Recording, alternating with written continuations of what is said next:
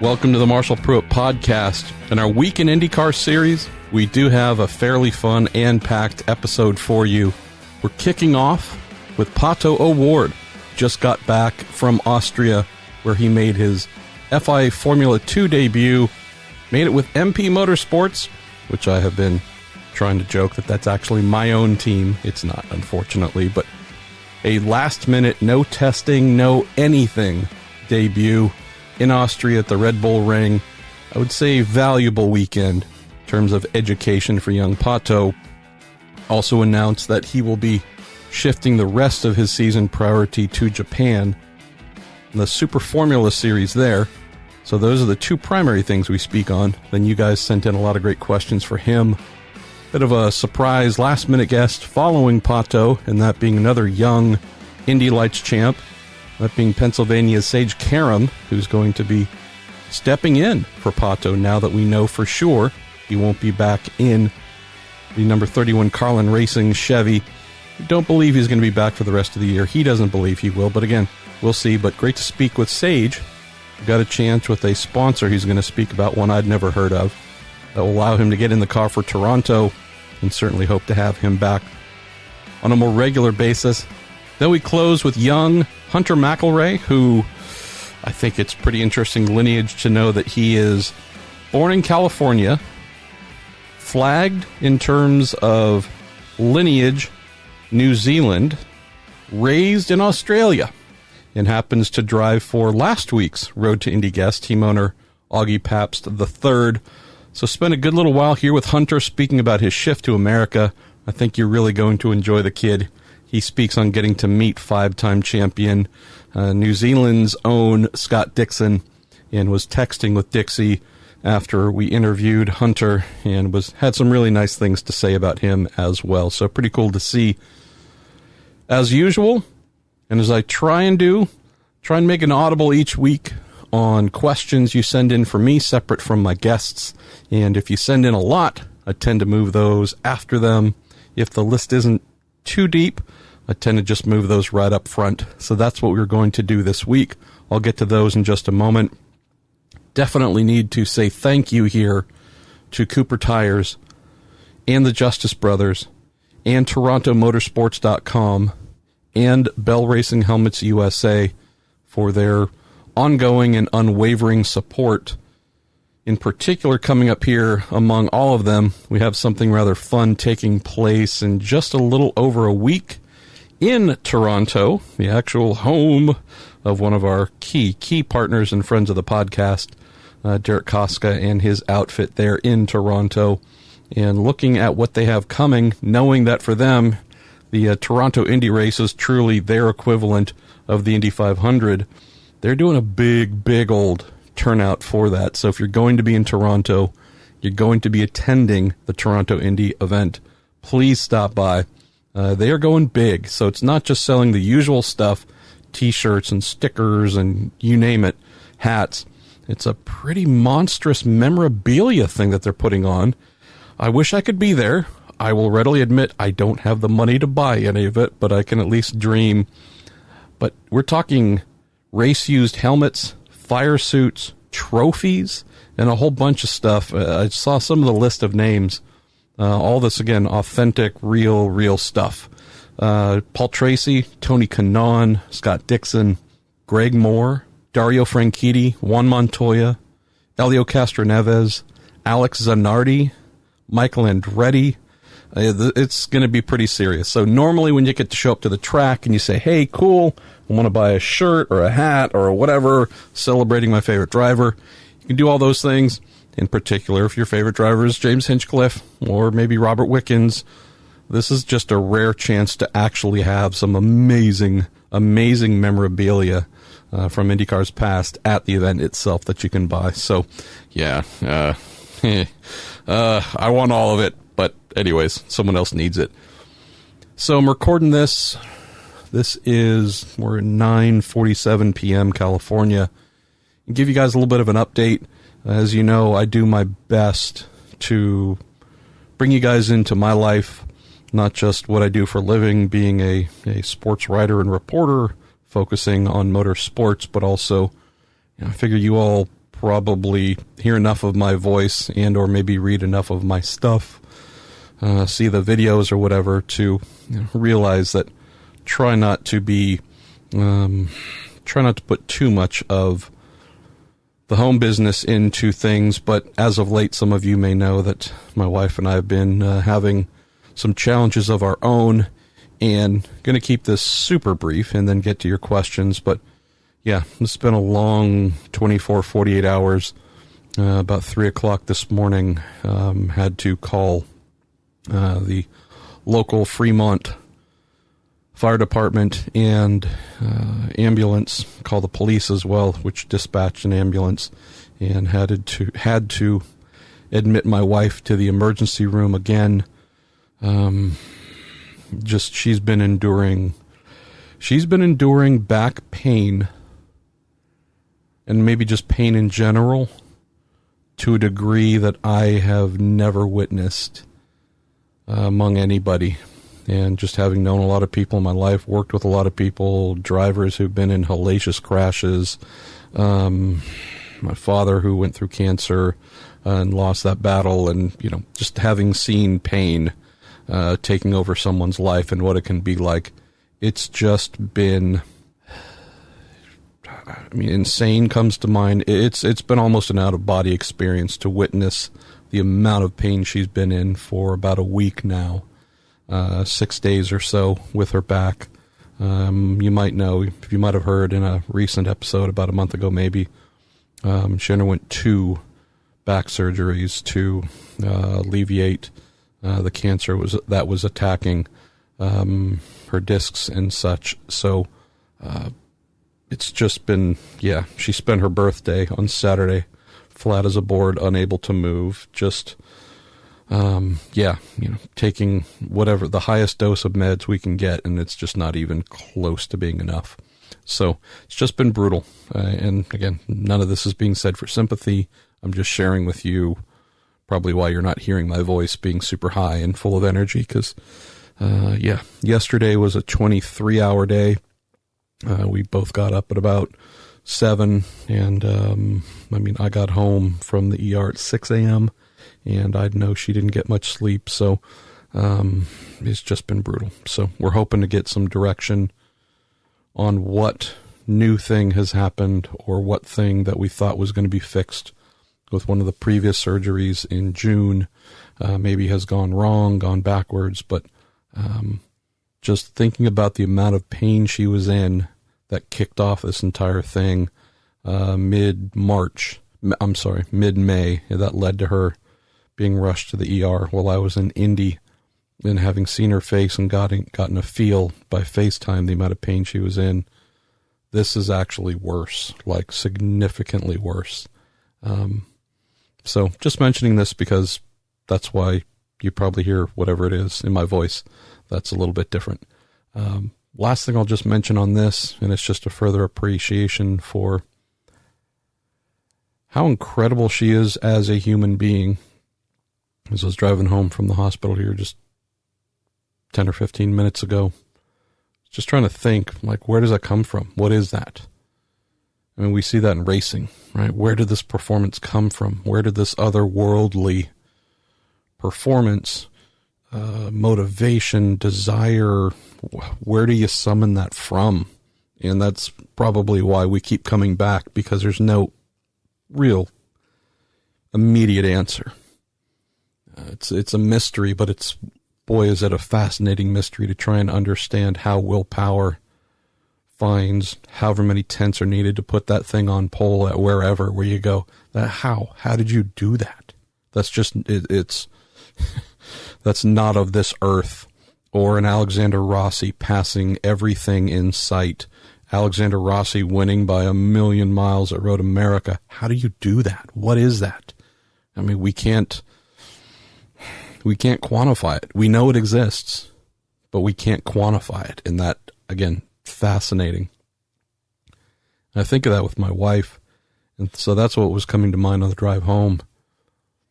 The amount of pain she has been in for the past many days that ultimately led to a can't take this anymore. We have to go. We cannot keep trying to manage this at home. Was thinking, is this the Marine in her? You might know that she served her country with pride in the Marines. Is this the Marine in her coming out? The strength of a Marine that we associate with of the four branches, what is, commonly known as the most fierce, the most. And yeah, just realize that actually, no, this is not the Marine in her coming out, being able to clench her teeth and gut it out through things where you honestly, if this was me, and there's no jokes, I'd be asking to be put in a medically induced coma because I know I could not handle that amount of pain. It's not because she's a Marine.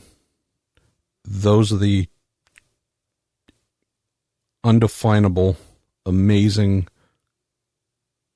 core inner strength she has that made her a Marine, that made her, while in high school, with growing up in the projects, with no money, the absence of money, massive hand-to-mouth existence, very poor, living in the projects, smartest kid in her class, no hope of advancement. She could have chosen one of the other branches to try and get her GI Bill to be able to go to college, something that would have been a cruise by comparison, but instead she chose the Marines because she knew it was the hardest. And so, while I can't define that inner thing that makes her fight, and maybe someday in the future I'll share what that 23-hour day was like, but just watching this, the reason she and I have never and would never get into an actual fist fight, and I don't mean domestic abuse, I mean just like, let's put on the boxing gloves. She boxes, by the way. The reason that would never happen, although I have a lot of size on her and strength, there is something inside of her that would not stop until I was unconscious on the ground. Again, I don't know where that comes from, but we get to recognize that in race car drivers that we marvel at. Just amazing. Just amazing to see her just being an inspiration at a time where all you want is for that pain to go away. So I'm hoping here tomorrow morning, late morning, early afternoon, something like that, the July 3rd, I'm hoping we get back the information from the imaging, from the MRIs that were done today, and find out what the heck has gone wrong, and whether, I'm guessing it's going to be a new surgery, if not surgeries. Find out what it is, get it fixed, and get her on the road to recovery, because it has stopped every aspect of her life. And anybody here with a boyfriend, girlfriend, husband, wife, whatever, it's a really hard thing to witness. All you want to do is make that go away. And if you ever want to be reminded of how much power in the world you do not wield, and how much in control of the world you are not, stare at the person you love more than anything. See them screaming in agony 15, 20, 30 times a day, and knowing you got nothing. There's nothing you can do. You can hold a hand, you can rub a forehead, you can stroke their hair, you can... nothing. So I know plenty of you know that. Just, yeah. Humbling thing. Not a bad thing to have these lessons learned. Just sometimes wish that they would come in an environment where less pain was involved. So with all that said, thank you for indulging me there, letting me share some of that with you. And again, I appreciate the fact that so many of you have asked and continue to ask. And thank you to the many folks that I work with directly in the industry. That is race car drivers, team owners, mechanics, engineers. Think of everybody in every position that send texts, emails, direct messages, the outpouring, constant outpouring. It hasn't stopped. I don't know. Just thank you again to everybody. So just want to give you that little update, and let's get going with your questions. Then let's get rocking and rolling with Pato Award, Sage Karam, and Hunter McElrea on the Week in IndyCar on a little podcast I named after myself. Brought to you by Cooper Tires, the Justice Brothers, TorontoMotorsports.com, and also Bell Racing Helmets USA. We're going to open up with Bob Fay, who says, Marshall, you point out the fact that many times that if IndyCar is serious about more manufacturers coming to compete, that they would allow hybrid technology into the rules.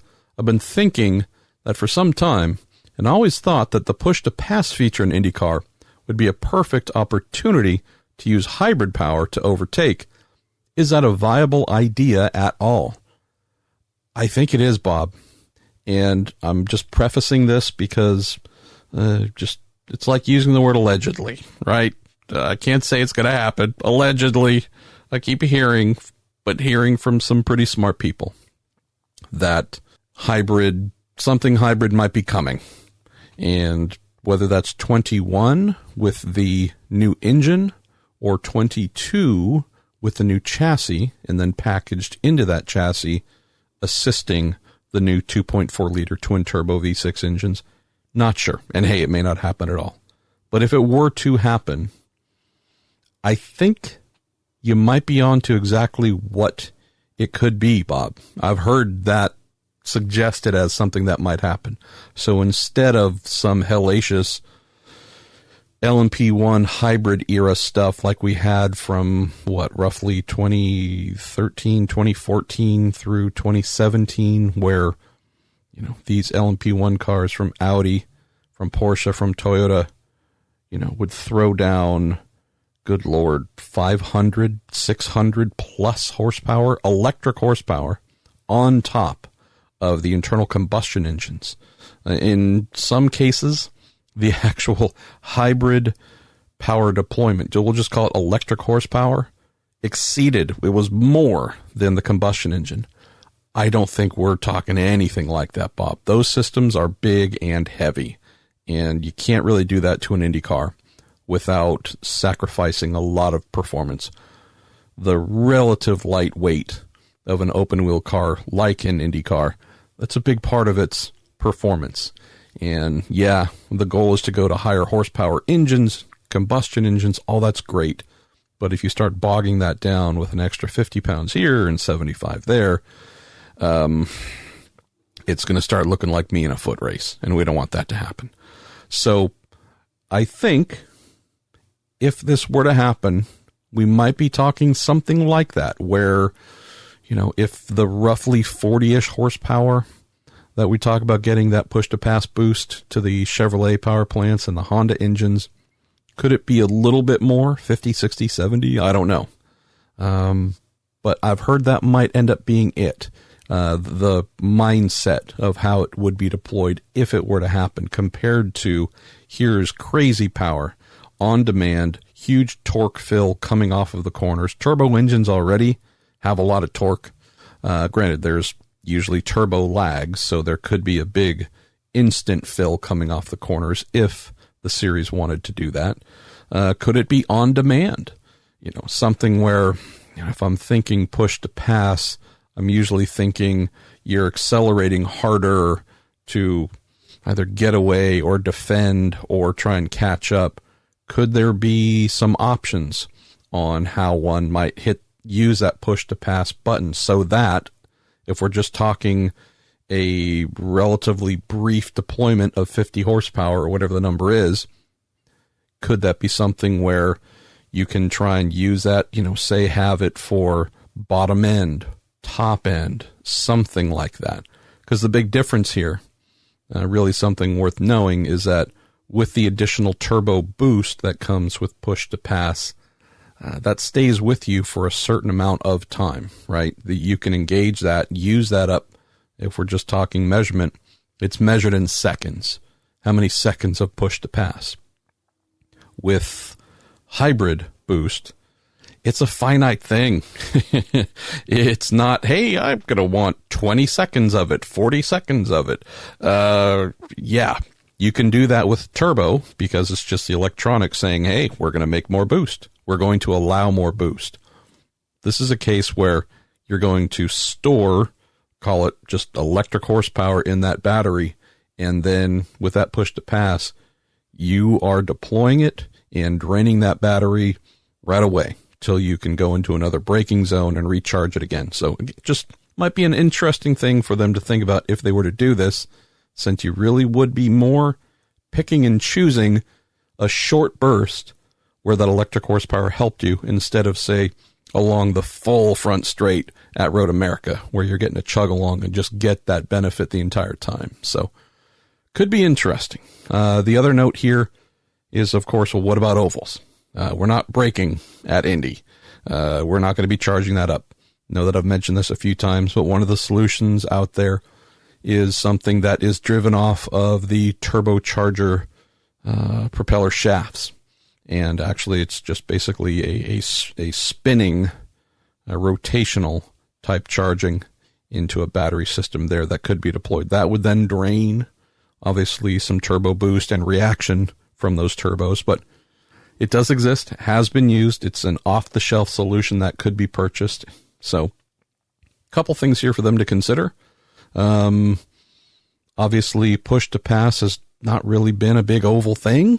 You know, that really hasn't been a big part of the oval culture with the use of push to pass in, I guess, this decade so much. So would IndyCar just say, no, it's going to continue to only be a road and street course thing? Or, knowing that the Indy 500 is indeed the biggest race of the year, is this hybrid aspect something they would say, well, if we're going to do it, we're going to want to promote this. We would want our biggest race to be the one where we don't give our manufacturers a chance to promote the hybridosity. That's not a word, I just made it up. But the hybridness that they are obviously spending money on and wanting to use from a marketing standpoint.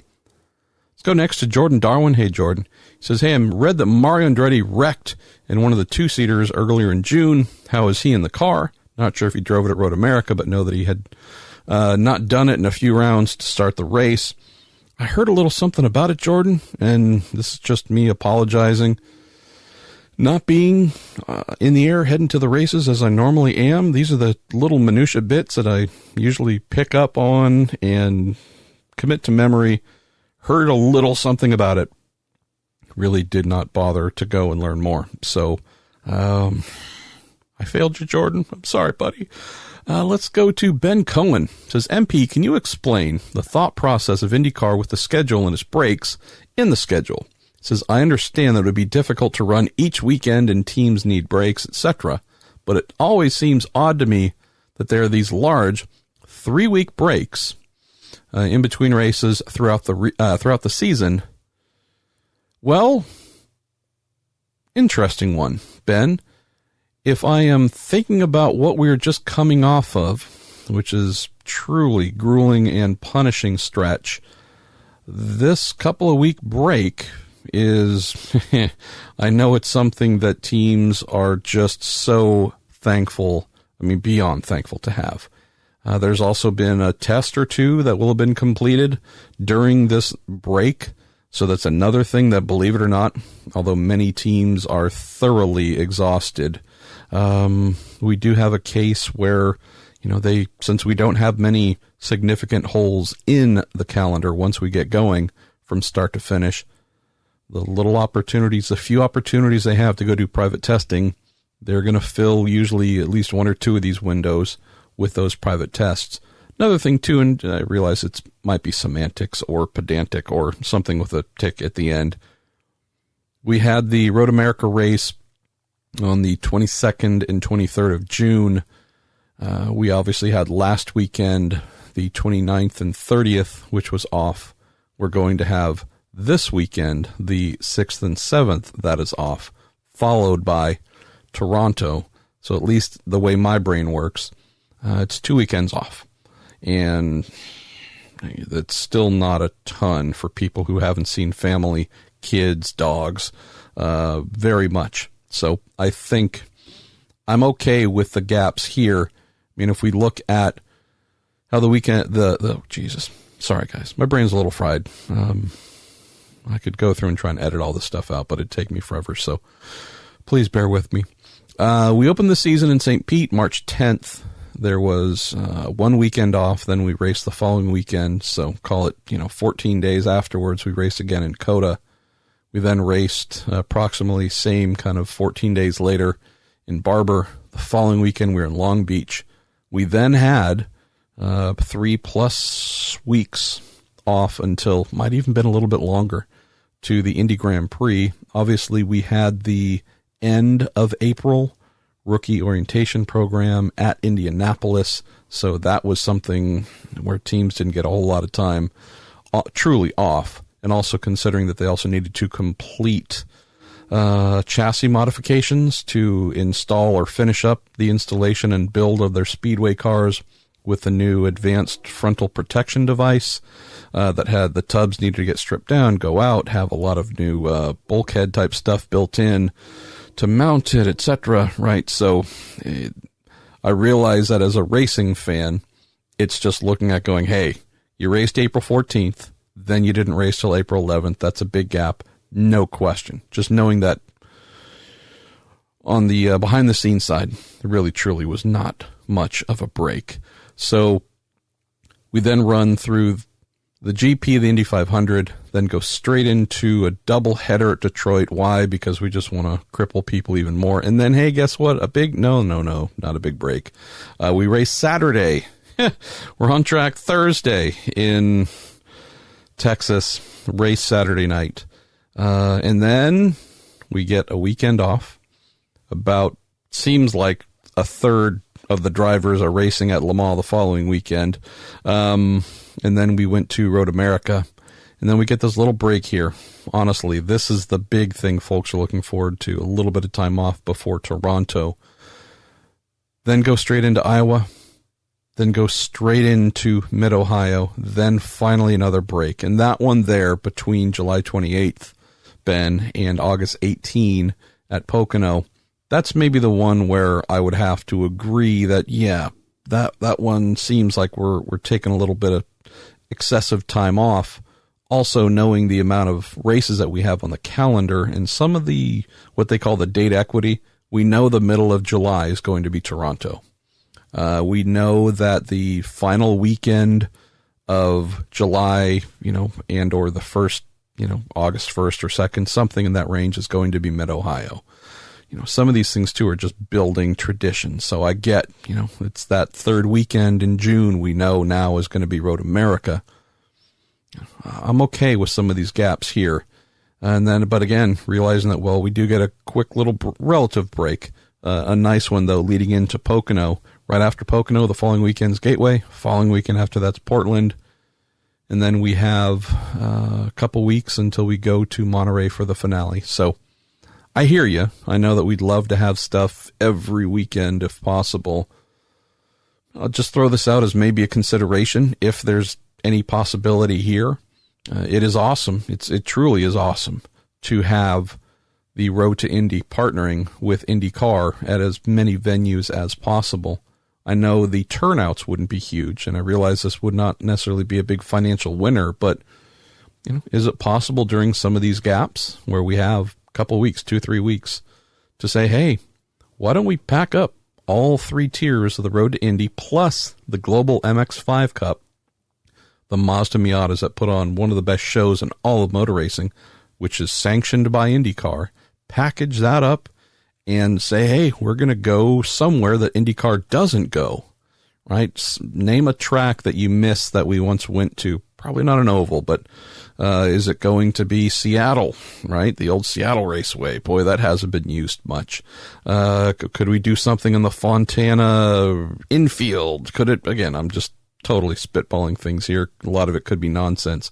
Could it be VIR? Could it be Lime Rock? And on and on. Could it be Canadian Tire Motorsport Park? Good old Mo Sport. Could we have kind of a, hey, you know what? Yeah, so the big open wheel cars aren't on track, but you know what? we got the next generation for you. And they put on a whale of a show too. And guess what? We're going to package them as a pretty cool thing. You know, that'd probably be your NBC Gold streaming option, Road to Indy TV option compared to tuning on and catching that live on NBC. But just maybe something to consider for those who think maybe we do need to fill some of the times when it feels like we don't have enough IndyCar week in and week out. All right, let's see. Let's go to Daniel Kincaid, who says, MP, in your recent Racer article about drivers dominating a race, what ones ended up on the cutting room floor? He says, I seem to remember Mike Conway in a Dale Coyne car at Detroit winning by a very significant margin with the original Dallara DW12. I'm trying to think here. My friend Chris Dyson mentioned one that I'd thought about, which was Nigel Mansell winning at Loudon, and I believe it was Loudon or Nazareth. I'm blanking a little bit, in 93 by almost 2 laps. I think Rick Mears winning the 500 in 84 or so by an obscene length. A lot of the oval stuff jumped out in particular, Daniel, and I know that I opened in that story with Juan Montoya's 2000 victory, and while it might not have been a huge victory in terms of gap from first to second place, modeling off of what Rossi did at Road America, it's just more the when everyone else had no reason to put up a fight type thing. And so those are a couple others. Ovals tend to be the ones where you go, oh man, yeah, why did we even bother showing up? So there are a couple more there. And as I mentioned to Chris Dyson, I think I did 3 of them in total for that piece, and it ended up word count wise at I think about 1,200 words, which is kind of the limit for folks wanting to stay to the end. So definitely knew that lots of room to do a second one and a third and maybe more. And so if I do, I'll probably, honestly, just lean on y'all to give me some suggestions of ones that you either appreciated that I might write about or that you heard about and want to know more about. So that definitely jumps out to me as something that that would be pretty easy to do. Again, knowing that second and third and however many other volumes, easy to do. Going to go to Ray Schumann, who says, I was watching Formula One qualifying this past weekend, and the drivers are free to use DRS, the drag reduction system, at will. So that got me thinking about push to pass. What if push to pass was available to use in qualifying, but the time came out of the total allotment for the race? Would there be a strategic advantage to perhaps qualifying a position or two higher at the cost of having less push to pass time during the race? I love that thinking, Ray. I really do. That's some awesome right there. That's why I love my little podcast here. I get folks who are thinking about stuff that should have fallen into my brain. But I love the idea, Ray. We know that, folks doing their runs in practice and otherwise with push to pass, we know that those things are, again, normal. But I do like the idea of a little bit of strategery here, because there are a few tracks that we would definitely refer to as track position events. I think when we get to my home race at Laguna Seca, aka WeatherTech Raceway Laguna Seca in Monterey, that's a definite track position Grand Prix. Your qualifying position, knowing that passing is very hard there. The track is so low grip that, it's just hard to go forward there. That would be something where I think it would be brilliant to use the model you've laid out, but I also think it would actually have to be more than just that allotment, meaning, and I'm just round number, let's say there's 100 seconds at Laguna for the race. If someone chose to use 5 seconds in qualifying, leaving 95 for the race, I actually think maybe it would have to be double, right? You really are going to have to think about what you use in qualifying. And rather than it just being a multiplication factor of 1, maybe it's a multiplier of 2. So it's not an easy decision where you go, all right, hey, I only took out 5 of the 100 seconds that I have. No, it's 10, actually. You took away a 10th of your push to pass. That's maybe something to think about. Now, that's if they only use 5 seconds on that lap What if they used 7 or 8? Again, something where you go, you are, this is bordering on possibly hurting your race a little bit. So we really want you to think about this. Mid-Ohio can be a little bit like that for sure. I mean, again, I think I might be able to name almost every track, road and street course. But yeah, I love the idea though, because, look, you follow racing long enough, IndyCar in this example, at least for those who have been involved in it, been around, followed it for a long time, often looking for new things to interest you, to excite you. Things, again, you go to enough of these events, you cover enough of it, you participate in enough, it becomes very familiar. I really do like the idea of, hey, all right, what's a new kind of thing you can throw and see who's really willing to maybe, cut themselves a little bit in qualifying, hoping that it pays off in the race. So, yeah, that's a good one. Make sure that Jay Fry hears about that one. So thanks for sending that in, Ray. Going to grab the last question here on Facebook that comes in from Ian Keyworth. He says, IndyCar 2020, the much-rumored Penske super team of Will Power, Joseph Newgarden, Simon Pagenaud, and Alexander Rossi. Would Rossi take his Napa sponsorship from Andretti Autosport, or would Roger Penske try and place one of his existing sponsors, maybe a Pennzoil or something else, for a full season with Rossi? He says, I appreciate all the hypothetical, as it's just rumor, but it'd be good to get some thoughts on this. From what I understand, Ian, Napa is up for renewing their deal. So, like my Golden State Warriors had Kevin Durant up, who could renew his deal, and did not. Not a surprise, but they're up for renewal. Obviously means there's 3 options.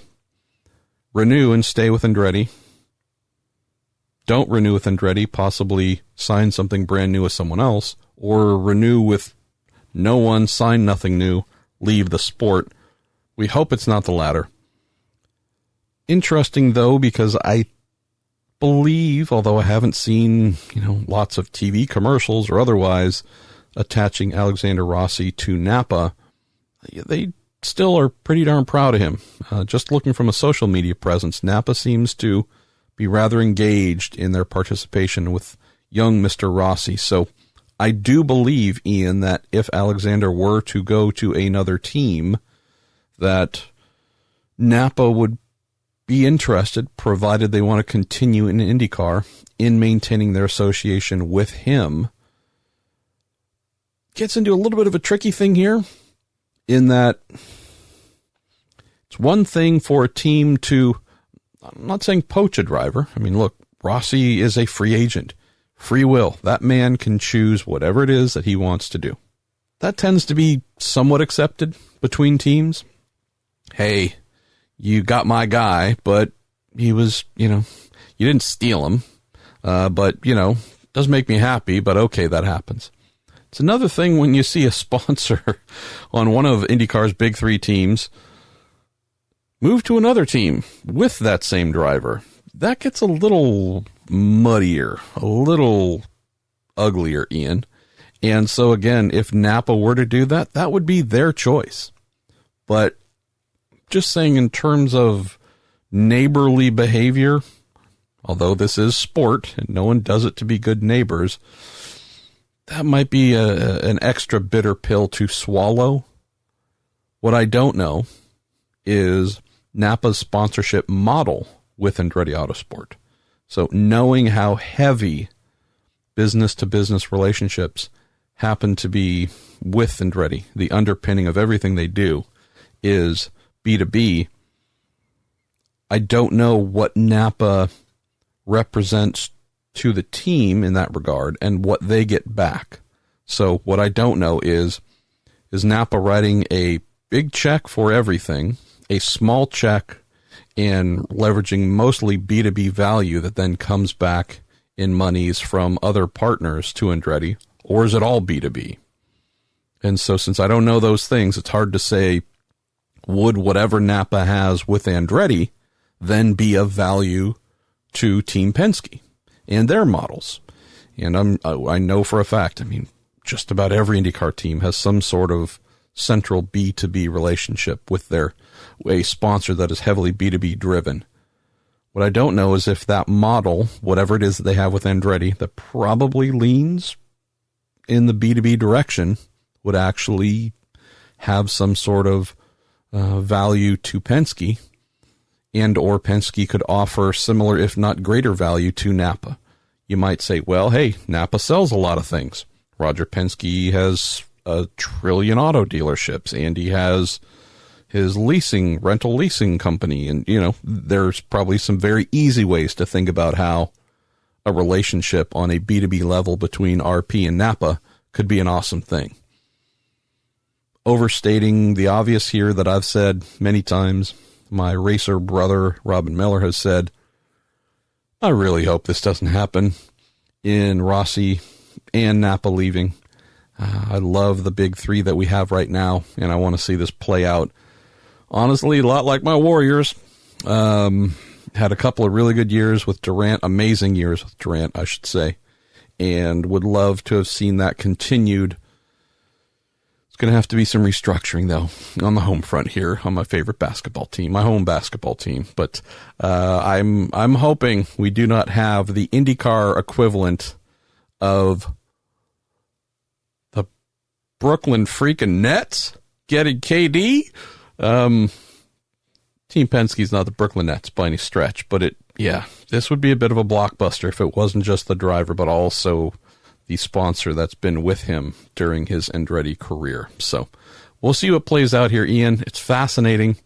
It really is. This is kind of stuff where if we're just talking bench racing, yeah, we can kind of bench race all day, every day with stuff like this because we don't know the answer. We want to know the answer. I never really try and let myself believe that I know the answer. But yeah, it is certainly a lot of fun to try and pick through some of that. And last little note here on the Rossi angle stuff on background. Heard that he thought he might be able to say, hey, this is what I'm going to do by the end of June. We're obviously just a couple of days now into July. I don't know if that means now it's imminent. It's just here. It's right around the corner and about to happen.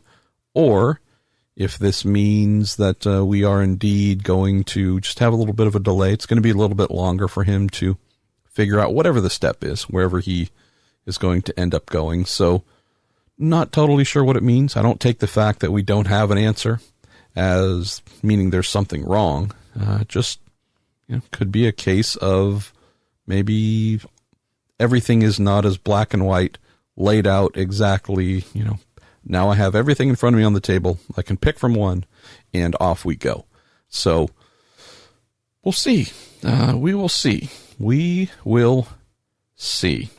All right, we're going to shift over to Twitter for your questions for me, and then we are going to wrap up and get rolling with our man, young Mr. O'Ward, then young Mr. Karam, and then finally Hunter McElrea, and say goodbye to this episode. So we're going to go with Ryan Terpstra, who says, how can I watch the Super Formula Race series in the U.S.? Well, I don't know, Ryan.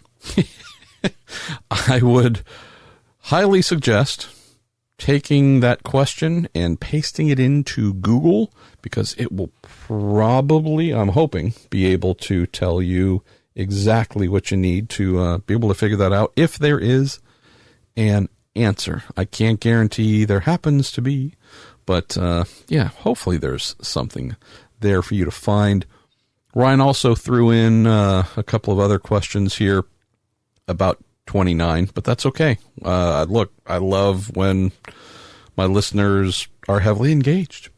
He says, referring to last week's show, but also the last race where Alexander Rossi pulled into victory lane and his PR rep at Andretti Autosport was shown on the broadcast, putting a small little notepad in front of him and flipping it to show him the names of Napa and also the GESS renewable biogas company that was his primary sponsor for the Texas race. And so he says, the mystery flashcard review for Rossi and Victory Lane. Can't say or won't say or don't know the real answer. He says that was the most vanilla question to get what amounted to no comment that I've ever seen. And hashtag super curious now. So that's in reference to someone asked, hey, Alexander, we saw that. Your PR person, flashing the names of two primary sponsors. Why? What was that about? And Alexander just politely said, I don't really want to answer that. So not a problem. I don't know the answer, Ryan. I didn't follow up with him afterwards. All right, tell me the deal. I can just share something that might be an answer because I know it exists. I've seen it and have had it told to me by drivers in their specific instance. Not saying it's Alexander's, though. Allegedly. Some drivers have personal services deals with sponsors. So if we're talking about Napa, that's obviously the team's sponsor. But in some cases, again, those sponsors will also sign a deal with the drivers to do more, different, extra. And in some instances, those drivers get paid per mention. So every time they mention the name of a sponsor on TV, they get an extra amount of money. And whatever that amount is, who knows? So it wouldn't be totally out of the norm to ask if that was it. I wish I had remembered that during the conversation last week, but I didn't. But yeah, so not saying that's it, just it wouldn't surprise me because, hey, if a driver can do those things and add to the income that they have from a team or whatever else, that's just smart business, man. That's just smart money. It's like every time I mention Bell Racing Helmets USA, I get 20 Bell Racing helmet stickers. No, I wish I got like helmets and all that kind of stuff, but I just get really good friends who look after us in the podcast. Let's see. Let's go to another one from Ryan. He says, for MP, referring to my wife, if the Chabrel bump keeps putting cars in victory lane, will teams be banned from using the decals as they may be deemed an unfair performance advantage? So at Road America, the Andretti Autosport team, and a couple of others, again, I didn't even know about it till after the race, but put the Chabrel Keep Fighting stickers that my friend Andy Blackmore made, put those on their cars, and Alexander drove his car into victory lane with my wife's stickers on it, which is just amazing. And then this past weekend at the Salem 6 Hours of the Glen IMSA race, our friend, also an IndyCar entrant, Michael Shank, put some on both of his Acura NSX GT3s running in the GT Daytona class, and they ended up winning the race. And he actually was just amazing and tweeted out saying that we're racing for Chabrel, and they went out and won. So I wish I could say, Ryan, that there's a Chabrel sticker bump. I can also say that, the Corvettes were the first ones to have them on at the 24 Hours of Le Mans. And, one got involved in a crash. The other one had some other issues. This past weekend, again, they were on. One, there was a crash on the opening lap. The other one didn't have as good of a time as it wanted. So I think it depends on who you talk to, my man. There are some teams probably saying, oh, hell yeah, absolutely, put them on. And there are others saying, it's not her fault. It's her husband's fault. But peel those suckers off right now. It's definitely down to that guy. All right. Well, it is just about time to bring in our guests and get going with the rest of the episode. Thank you again to everyone who sent in a lot of really awesome questions. And thanks to our guests for making some time. And thanks to everyone here for your ongoing well wishes and love that I feel and receive, obviously, because we have a weekly interaction with one another. But my wife in particular, who honestly doesn't know any of you for the most part, but she just lights up knowing how much the constant dosage of love and care, it really helps, whether you are a person of faith saying actual prayers, or if you are someone just simply saying thoughts and prayers. just all those thoughts and all those genuine prayers, they have a real and true and genuine effect. So thank you.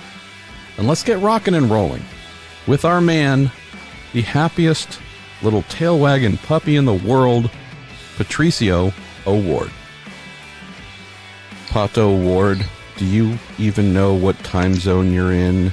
Is your body even aware whether it should be awake or asleep or in a plane? It sounds like it might be fun to be you, but I'm not sure right now. I think it could be a lot worse than what it's feeling. I haven't been home like more than 15 hours the past 2.5 weeks. So, yeah, it's been quite a bit of traveling, and I've kind of been on every side of the world. Was in the United States, then I went to Europe, then I went to Mexico, and now I'm in Japan. So we're recording this at 7:10 a.m. California on the 4th of July. We were going to try and record this on Tuesday, and then again yesterday, and again all due to this whirlwind tour of yours, getting the last-minute call to head to Austria, compete in an FIA Formula 2 race supporting the F1 event, and then back home, and then turning right around immediately heading to Japan in this new Japanese Super Formula opportunity that has been brought your way. So we have a lot of folks who are happy for you, and IndyCar fans that are stoked for you, but also possibly a little bit sad that they might not be seeing you for a little while. So why don't we start rocking and rolling with the questions we've got, and then maybe you can go to bed afterwards. So let's start off with Juan Bello. He says, Pato, with this new gig, do you think the sun has set on your IndyCar career, and is the focus now solely on Formula One for 2020? Says, good luck. Bummer to see you go, but happy for you. Good question. I obviously, as of right now, the focus is Super Formula the rest of the year. Why? I honestly didn't have another choice. It was either don't race because, well, I didn't have any funding to continue IndyCar, or take what I can get and just, and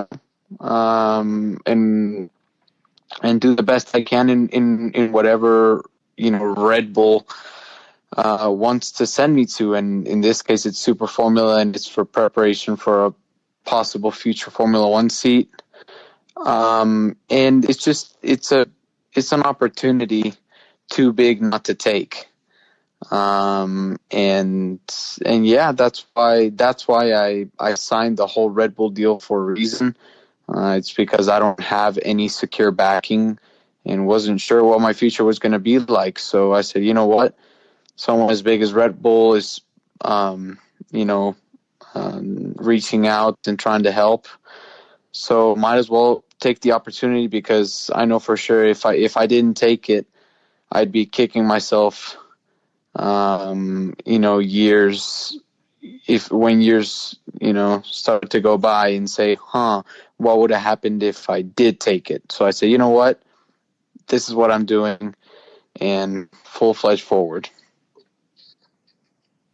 How much did you know about the Super Formula category before this opportunity came up? And if it wasn't as much as you wanted, I'm guessing you've done a fair amount of research here in a very short amount of time. Yeah, so I did know what it was, and what it is basically, to my understanding, is it is the category right before you jump into a Formula One car. Why? It's quicker than a Formula 2, the tires are better, there's more downforce, and the racing is better. So it's a category where you can really work and get seat time. And I knew about it, and I knew of it as in being a super competitive category with a very, very fast car. Yeah, monster cars, and that's the thing. I mean, it's flies under the radar a little bit because it's a domestic championship that doesn't get, big international publicity. But the cars traditionally, including, it's also a spec Dallara chassis like we have in IndyCar and in Indy Lights. But traditionally, Super Formula's just been monsters, man. The tire wars, for example, hearing from drivers who've gone over and done it, whether they've moved on to F1 or not, just talking about the insane amount of grip and lots of speed, lots of everything. So I think you're going to be a happy boy. Let's go to Travis Bender, who says, wanted to say congrats on the Super Formula ride. And 2 questions. What is the one thing you learned during your Formula 2 weekend? And what is the one thing you're looking forward to the most in Japan? So what I learned the most in Formula 2 is that the tires are something that people cannot stress enough how different they are to anything else in the world. In what way? Are they better or worse? Honestly, they are terrible. The amount of degradation. Yeah, no, that lines up with everything we've heard, so you're not saying anything new. It is like someone told me this, and it has stuck with me, and they told me it's like a game of chess. It's not exactly how fast you can go. Maybe for a quali lap, yeah, it's like, try to go as fast as you can, but you have 1 lap. And in the race, it's like the guy that's going to do the best is the one that knows how to use their tools inside the car to take care of the tire and the temperatures of the tires to keep everything balanced. It doesn't really come down to outright speed or blah, blah, blah. It all comes down to who knows how to use the tire perfectly. And for me, the first race was like Tokyo Drift. And then the second race, in my opinion, it was a lot better. Started last, passed 8 cars. But then the safety car came out in the end of the race, and then some people behind us put new tires. I think it was 2 or 3 cars, and got overtaken and ended 14th. Obviously, it's not where we want to be, but I want to see someone do exactly what I did, which is walk into something that you have no clue about, stone cold about the circuit, the tire, and the car, and try to race it. Well, because from what I've seen, no one has ever gone like stone cold.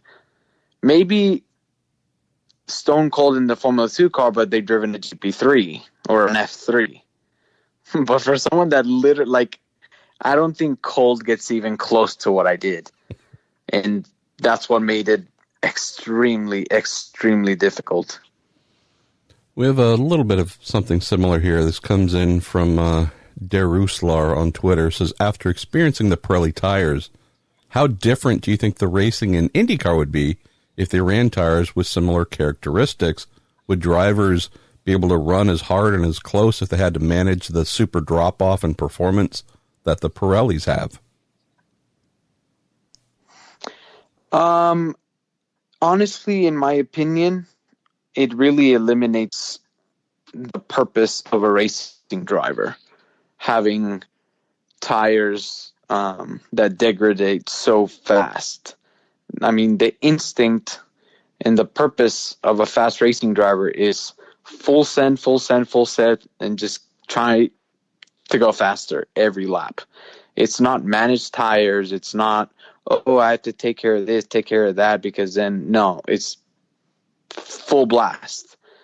And usually when everybody's going full blast, the guys that get to race each other are the ones that are, closest in speed. But whenever all the tire conservation comes into play, then it comes into a game of who knows how to do it best. So I think the way that the IndyCar tires are on now, they shouldn't really change it, because I think the racing is fantastic. Colin Taylor asked something. We've covered a little bit of it. He's asking about the main differences between the Formula 2 car and the IndyCar. We've obviously covered the tire aspect. Maybe you could share some other, whether it's engine performance, balance, downforce, and whatnot. And he's also curious about what I think might be your first time racing with a halo. So the halo, honestly, couldn't really notice it. It kind of is the same as like having this new piece from the IndyCar. You basically see the exact same thing. Just a little obstruction in the middle, but you can't even notice it. Because of the way your eyes work together. And the big difference is, the Formula 2 car, it is insanely clunky. After being in the IndyCar, the turbo and the power delivery is so smooth. The vibrations in the car are so smooth. The gearbox is, very, very, very quick and not clunky. And that was the biggest, that was a huge difference when I went to the Formula 2 car. I said, wow, it's like being back into like an Indy Lights car with a gearbox that just takes a long time. You have to space everything out. Going up shifts, in my opinion, the gearbox on the Formula 2 car is worse than the Lights car. It's so violent. It literally jerks you forward. And you really loved this Formula 2 experience, didn't you there, Award? I think they could have done a better job on that, because I'm coming from a car that, that has more technology than the Formula 2 car. Sure. Maybe that's why I'm kind of like throwing a lot of things to the Formula 2 car. But that's something that really stands out. Under the brakes, the braking capabilities are pretty similar. But what was so different and what made it really hard for me to understand what the car wanted or what the car was trying to tell me, it's the F2 car is kind of numb. So usually, like in the IndyCar, they both don't have power steering. In a fast corner, the steering gets very heavy, but in a slow corner, it gets fairly light.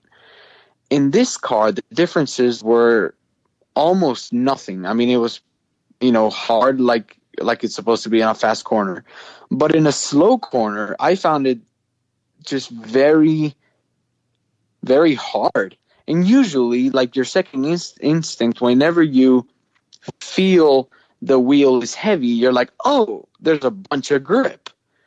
But then you get to the slow corner and you think the Formula 2 car has it, and you wheel it and you just go straight.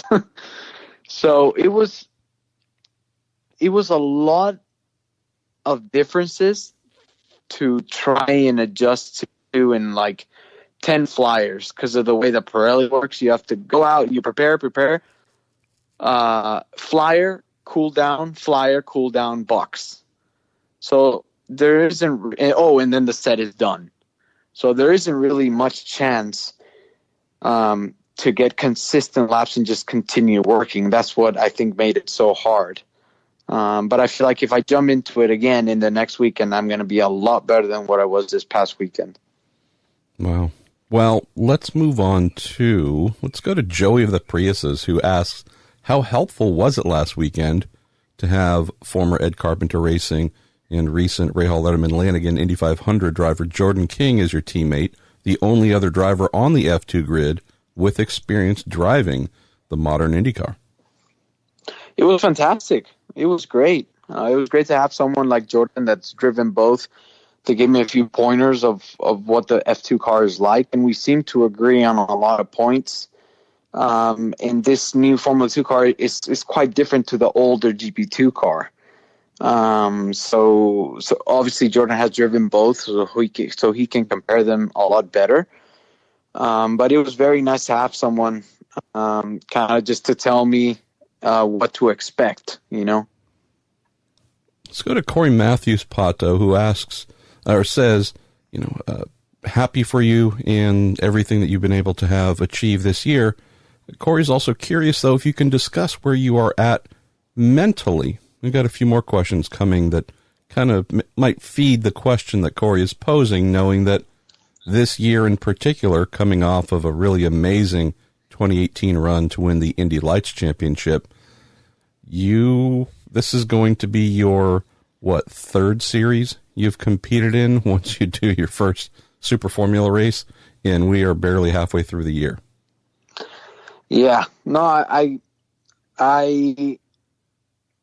it's been an emotional roller coaster. But I think the biggest one that affected me was in the beginning of the year. That one was the hardest to get through. And after getting through that, I learned lessons, and I said, you know what, things that are meant to happen are going to happen. Obviously, you try to do everything in your power to fix things, and I will always push for what I think is best. But sometimes you can't force things, and you just have to let things fall into place. And that mindset and kind of like having that on the back of my head has really calmed me down. When something just bad comes up, or whenever just, situations with backing, situations of what's going to happen, maybe it's going to be over, blah, blah, blah. I just think back and I'm like, you know what? Whatever can happen is going to happen. If I'm destined to be a racing driver, which I hope is what I'm destined to be, then things will work out. And it's not easy at all. It's very hard, and especially, I still feel like a kid. So you are a kid, damn it. I hope you would feel like one. I still feel like a kid, and I know I'm still a kid, but I'm not a 15-year-old kid, Yeah. I feel like I've matured a lot through what I've gone through, especially this past few months. I feel like I've been through like 5 years, and it's only been 6 months. And it's very difficult, but you can't drown, and you can't just overwhelm yourself in thinking, oh, what's going to happen? You just kind of have to cool it off and say, you know what? I'm going to control, and I'm going to be able to do, or I'm going to do the best in the things that I can control, and then just let everything else fall into place. A little bit of a fun follow-up question from Tim Stoll. He says, hey, Pato, everyone thought you were nuts for turning down Michael Andretti's offer earlier this year. Now you have so much more. How did you know? How did I know? Well, I didn't know. But and you don't need to get into all the, this is something where I don't know if it needs to be rehashed at this point because you have found something fairly positive. But I do love Tim's question, though, because with the benefit of hindsight, it looks as if you've had this magical thing in your back pocket and just rode the wave out, and here you are, and everything's worked out the way you'd hoped. And Formula One is hopefully a possibility. I can tell folks, having spoken with our young guest many times when the shit was hitting the fan, it wasn't there. Yeah, nope. It wasn't there. Let's see. Let's go to Tom Anderson. Again, this is piggybacking on a few others, but it's just clear that you have made a really strong impact with folks in a very short amount of time. Tom Anderson says, Pato, are you working to put together a career situation that will enable you to run both sides of the pond in IndyCar and the Super Formula Series? Or do you think the opportunities overseas will become too strong to keep you continually competing in North America? That's a good question. I'm actually trying to race the most things that I can. I know I'm not in the contentions on any championship, but I'm just trying to get as much seat time as I can. But obviously my priority right now is Japan, and to do well in Japan, because I'm going to be in a top team, good car, good people. And obviously it's not to take away of anything that I had, but, to be fairly honest, I wasn't in an Andretti car in IndyCar. I wasn't in a Penske either. So it just made everything so much harder to try and compete with them, which is just, honest. And I think you, Marshall, from a lot of people, understand how much knowledge does, to the pace, Yeah, I mean, you're driving for Carlin Racing, which is competing in its second ever IndyCar season. I mean, they have 1 year and 9-10 races of IndyCar experience total. They want to be an Andretti or a Penske or a Ganassi. I'm absolutely confident Trevor Carlin will get his team to that point, but that's not going to happen in year 2. So at least for me, I'm not hearing you say anything negative or critical about Carlin. It's just a case of you've joined a young team that has aspirations of being a title contender. That's just not going to happen in year 2, though. Exactly. No, exactly. And it's like trying to beat knowledge that, or like others that have maybe 10 times as much knowledge. I mean, you can't just buy it. You just have to go through it to learn and learn and learn.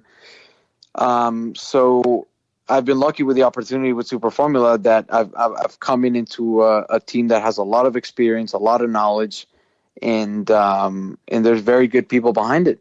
So the priority is to do well there, and I'd love to then maybe do a couple more IndyCar races if the funding is there, with Carlin again. Great bunch of guys, and I really enjoyed working with them this year.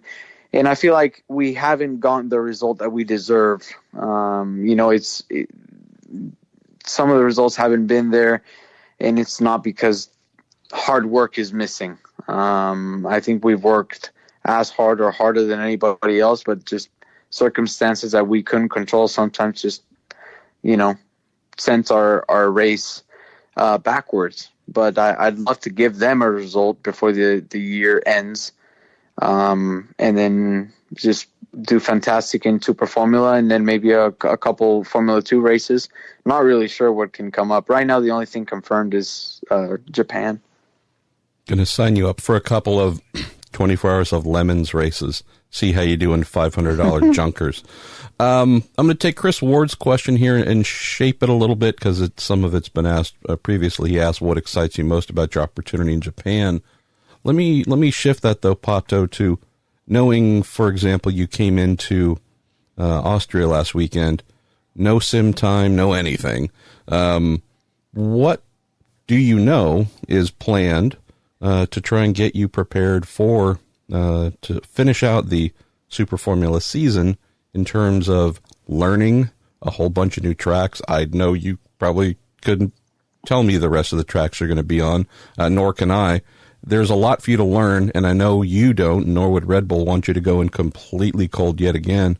What do you guys have planned to try and help get you up to speed, maybe before you climb into the car? Yeah, so I'm jumping into the sim trying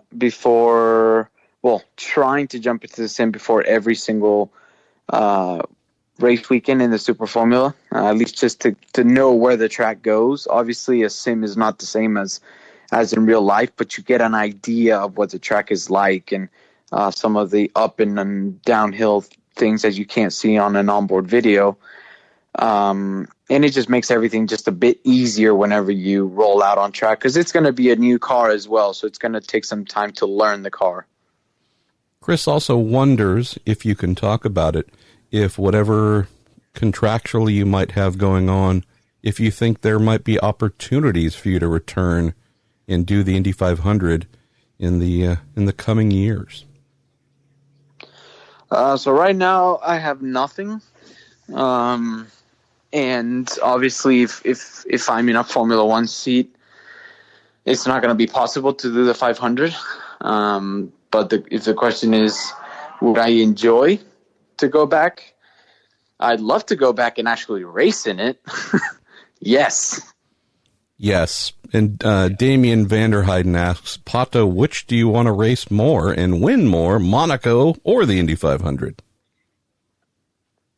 Um, And be prepared for getting asked that every day going forward, by the way. That's a good question. Indy 500 is so mythical and so legendary, and then Monaco is just, it is the Grand Prix to win in a Formula One car. So, it's such a good question. The answer is yes. Yes, both. Let's see. Pablo Vasquez, as we get down to the last couple of questions, Pablo Vasquez asks, how many points do you need to qualify for a Formula One super license? 40 points. I wish I knew the answer to how you acquired those 40 points. That seems like maybe even tougher than driving a Formula 2 car on Pirellis. Yep. Let's see. Let's go to Ryan Terpstra, who says, Pato, will you return to the podcast after your first Formula One win? And he says it isn't if, it's when. You're probably going to charge me, huh? You're going to big time me. Of course. I'm going to have like 17 managers to talk to. Jesus, I'm going to have to get your name tattooed on my ass or something like that. I know where this is going, O'Ward. Come on. Let's see. No, whenever Mr. Marshall Pruett calls and texts in, hey, where are you? You want to be on the podcast? First answer is going to be yes. The first answer is going to be... as long as I'm not on a plane. Right. It's going to be, who dis? New phone. That's what I'm going to get back. All right. Let's go to the last question here from Fernando, who asks, what are the activities that you've been doing off camera behind the scenes, and what do you expect to be doing behind the scenes as part of the Red Bull Junior program? Curious if it's special training, is it promotional events? What we know about the racing side of what's coming for you. How busy do you expect to be representing the brand behind the scenes? And is that even a demand they've really placed on you yet? So it hasn't been that crazy yet. Because it's kind of just starting to, I'm kind of just starting to be, kind of within the team a lot more. So starting with the super formula stuff and, starting to go to the simulators a lot. I'm sure I'm going to, sneak in some training sessions with the, physios that they have. Just be ready and be as ready as I can for what's coming. And then I'm sure, I'd love to do like a road show in Mexico or something. That would be really cool. I haven't seen any Instagram photos of you like brushing your teeth with Red Bull. I'm just trying to share with you. You can step up your game a little bit here. Come on, man. I haven't seen, like your dog walking around with a Red Bull hat. Again, I'm just saying, creativity. I want to see a little more of it. What's the craziest thing you can do to represent Red Bull? Of course, you're going to get a call from Dr. Marco saying, stop it now. Then you can blame me. I like that idea of my dog wearing a hat. But then you don't want to become the Formula One guy who's dressing his dog in costumes, right? That's a whole other thing. But who knows? Maybe that's... we should just shut up. I know you've got no sleep. I've got no sleep. It's only going downhill from here. But that's the norm on our little podcast. Brother, happy for you. I hate the fact we're not going to see you for, a while. But I am really happy for you nonetheless that even if it does not mean IndyCar is your immediate future... The guy who came over here and made folks know that he was here and not only won that championship last year, but did some really great things on the road to Indy, made a really strong impression with a small and new team in IndyCar, and one that wants to continue to play in IndyCar if and when he can. I think that's all pretty good stuff, dude, still knowing that your entire career in life is still ahead of you. So looking forward to following you And I think a lot of folks are going to be, for the first time, figuring out where to get live streams and other things to keep tabs on you in Super Formula. Thanks, my man. As always, we'll keep in touch. Thank you, everybody, for the support. It's meant a lot. And we'll see what we got for the rest of the year. Let's go get some wins. Hey, I like the idea of that. All right, brother. Get some sleep, and we'll speak soon. Sage Karam, it always makes me really happy when I see your name on an IndyCar entry list. Hell, man, I wouldn't lie. It could be IMSA, could be Rallycross, it could be a skateboard. I'm just happy when you're working and getting to do good things in a race car. Let's start off with just talking about this effort that's been going on behind the scenes by you, I assume your awesome father, trying to find partners, find sponsors that can get you back in the game outside of the Indy 500. Yeah, I mean, it's literally been a whirlwind. It's a lot of ups, a lot of downs, and there's been a lot of times where we've been really, really close on landing some races after Indy. I've had some sponsor interest, team interest, and then kind of last minute things. It just would kind of not work out. So I'd get my hopes, I'd get them really, really far up, and then all of a sudden my hopes would be crushed. So, I was getting kind of down on myself, honestly, just because it's hard to keep getting knocked down like that and keep the faith and everything. But, I knew I had to do it. I wasn't ready just to pack it in yet. So, we stuck with it, and I started working with a guy here in Nazareth, Gerald Grube, who, is a close friend of mine and has done a lot of sponsored deals with fighters in the MMA and stuff. And, he actually has been working a lot of good angles for me. So, big hats off to him. And, he's the one who actually introduced me to Smart Stuff. And, they run my helmet as kind of like a personal deal for, I want to say the last two Indy 500s. And, then they, stepped up to, come into the Toronto weekend. So I think, they're wanting to get into IndyCar on a bigger scale, which is great. I think anytime IndyCar can get more sponsors and new ones, and, it just is better for the sport in general.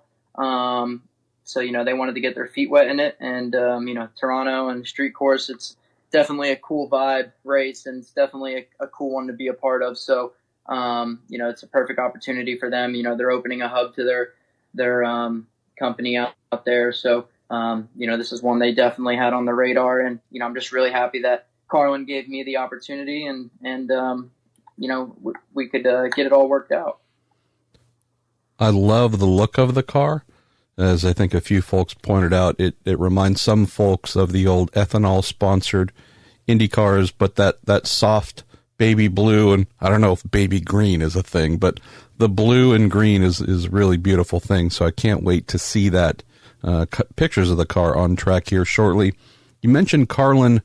The timing worked out in a very good way. I mean, this week my guests are you and Pato O'Ward. So the guy who was in the car and now the guy who's going to be in the car.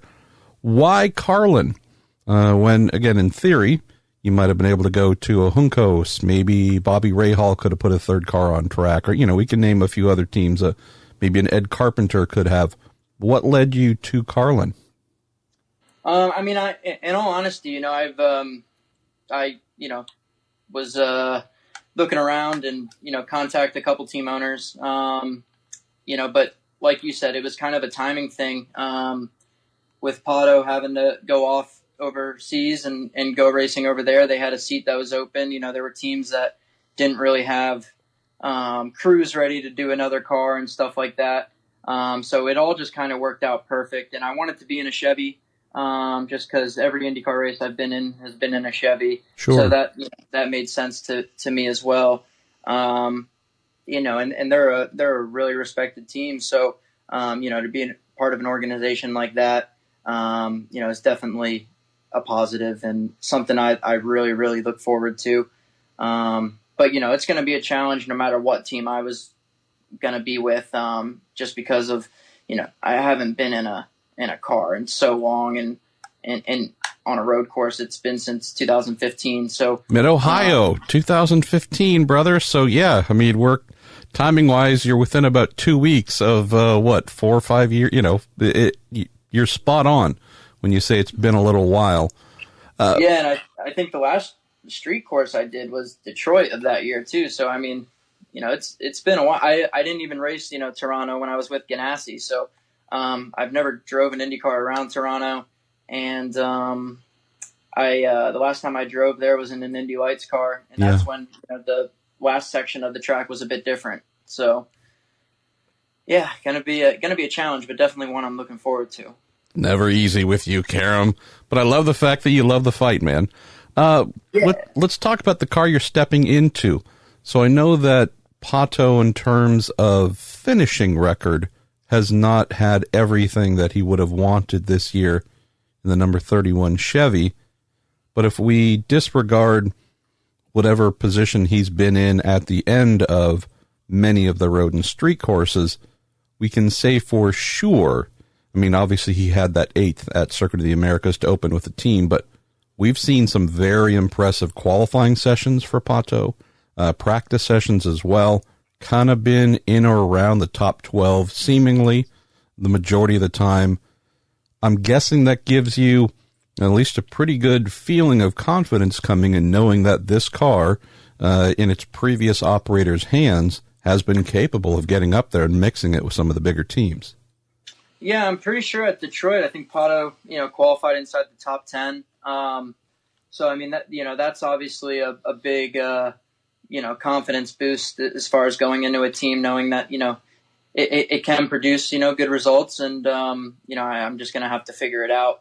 But that's just the main thing of this whole deal is basically, this is going to be something completely different to me that, you know, I haven't sat in an IndyCar with road course wings on it in so long. And, you know, I mean, I think the hardest thing for me is going to be figuring out the brakes. From when I drove an IndyCar in 2015, you know, we had so much more downforce, so it was basically brake as late as possible, and, you know, the thing would stick. So, you know, the car is a lot different nowadays. And you've also gone from Brembos, when you were last in IndyCar on road and street courses, to the PFCs as well, so it's an entirely different manufacturer too.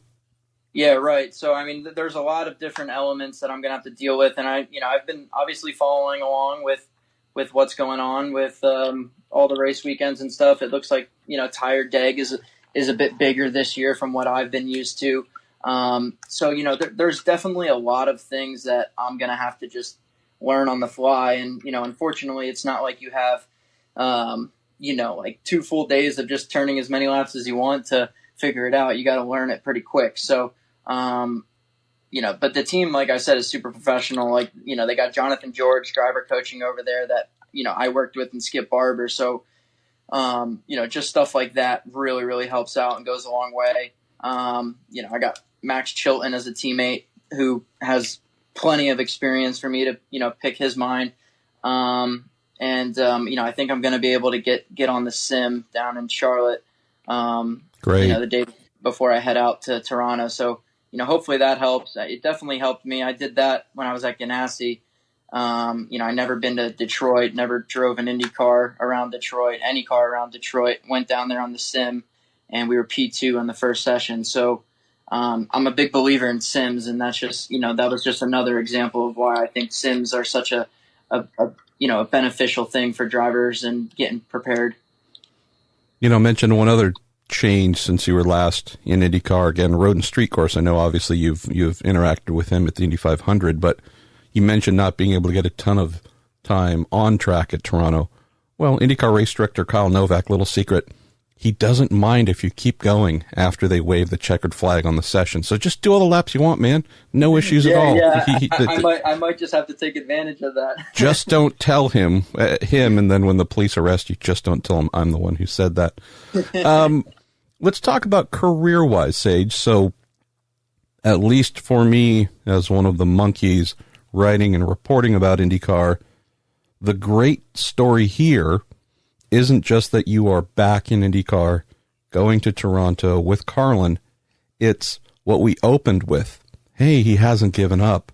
He, despite many opportunities to say, F you, I'm done. This is something you have continued to fight for. Don't know if I'm right and accurate in saying this, but in theory, you might have been able to take this sponsorship and say, all right, we're going to go do something in IMSA where you competed with the Lexus team formerly, or something else. Just tell us about this thing inside you that says, love the fact that I know I'm going to be at Indy during the month of May, but you know what? That's not enough for me. Tell us about this thing that's been pushing you to keep going and try and find something to keep this IndyCar dream alive. Yeah, well, I mean, I've had opportunities to go race, sports cars and stuff on more of a full-time efforts and stuff like that. But, I've just never been ready to just stop chasing what my dream has been. And that's been to be in an IndyCar seat, year in, year out, and make a living doing that. And try and make my name as an IndyCar driver. And that's, I think you see a lot of the times, you see a lot of drivers if, they'll come here maybe after an opportunity over in Europe or something has failed, or they'll leave here, to go chase something else. And, but that's kind of, that everybody has different dreams. Everybody has different aspirations of what they want their career to look like. And mine, just my whole life growing up, in Nazareth, around the Andretti's, has always just been IndyCar goal oriented. And, that's just my goal. That's where I want to be. There's no other race series in the world that I want to be racing more than I want to be racing in an IndyCar. So, I'm just, never ready to quit it. And, I'm not going to give it up until I am told that I need to really give it up and that it's too late now. And, that's why my dad is actually funny, because he's always like, why don't you, go look around for like a part-time job or something just to like keep you busy during the day. And I always respond with the same answer. And I was like, because, I'm the type of guy where if I go find another job or something like that, like I'm going to go into it with 100% commitment and figuring it out and learning and stuff like that. And I feel like if I'm giving something else 100%, then I'm taking away from, continuing to find a ride in this IndyCar series. And, I'm pretty much quitting a little bit on IndyCar, and that's just, I'm not ready to do that. I need to be 100% committed and 100% ready to, keep attacking and keep figuring out ways to, go racing. The world has enough fitness instructors, yoga instructors, or whatever it is that might interest you. So we're going to let those people keep those jobs. You keep working to remain as a professional race car driver. So what's a mindset for you, Sage, going into Toronto? I mean, I can pretty much write the opening script for the first practice session. If you aren't last, it will be a huge surprise. Nothing to do with your talent, just you've got a heck of a lot to learn and not a ton of time, but knowing that it would be strange for anyone coming in many years removed to be anything other than bottom of the timesheet, then having to work your way up. Where do you put your expectations so you aren't setting yourself up mentally, at least, to fail?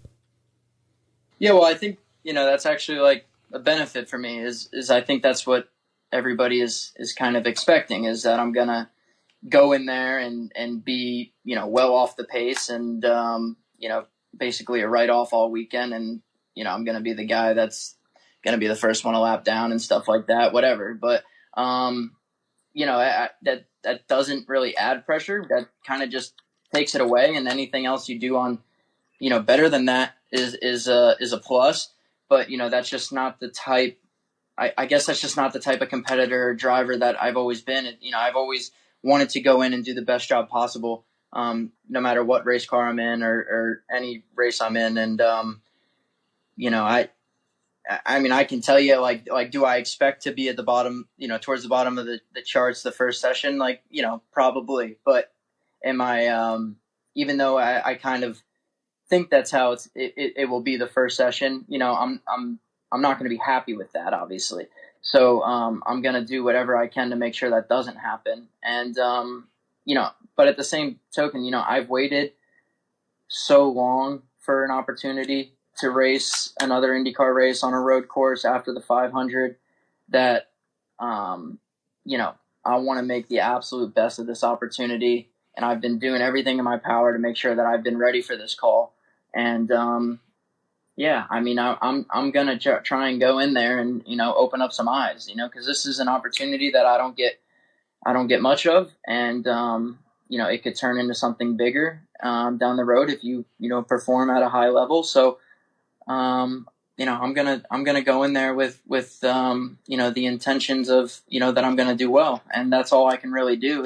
And you know, I'm gonna let everything else kind of play. You know, the only thing I can control is myself and how I do, and the rest will kind of just will play out with how it does. So, you know, I'm probably gonna need a little bit of luck. I'm gonna need to learn really, really quickly, and you know, but I'm confident with the resources around me and you know, the experience that now that I have, knowing, you know, with just racing in general, you know, I feel confident going in that, you know, I'm not going to be a laughingstock by any means.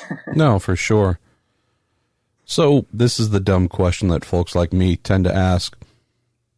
Realizing that you have yet to climb into the car and compete with your new sponsor, primary sponsor, have you at least been able to speak with them, maybe some others that you're talking to privately in the background about, hey, you know, if this Toronto thing works out, we get some good publicity for you. The doors open at all to discuss maybe doing more? Or is it too early to speculate on such things?